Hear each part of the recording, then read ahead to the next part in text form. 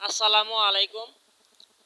এমসিবিতে line আসতেছে, কিন্তু এমসিবিতে থেকে লাইন পাস হচ্ছে না। তো কি সমস্যা?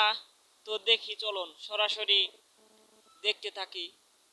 তো মেন লাইন ঠিকঠাক মতো আছে, কিন্তু আউট হচ্ছে না। সমস্যাটা দেখতে থাকি, চলুন।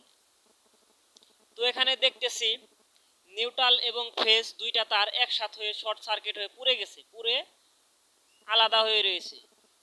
তো এটা কিভাবে সমস্যা হলো, কেন হলো, এটা দেখি। এখানে পিঁপড়ায় তার দুইটা তার খেয়ে ফেলেছে, খেয়ে দুইটা তার একসাথে হয়ে শর্ট সার্কিট হয়ে তারটা পুড়ে গেছে, পুড়ে আলাদা হয়ে রয়েছে। এখন এটা ঠিকঠাক মতো কানেকশন করে নিয়েছি।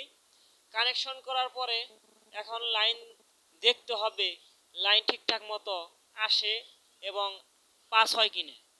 তো লাইন এখন দেখতেছি ঠিকঠাক মতো আছে এবং পাস হচ্ছে। এখন লাইন চলতেছে।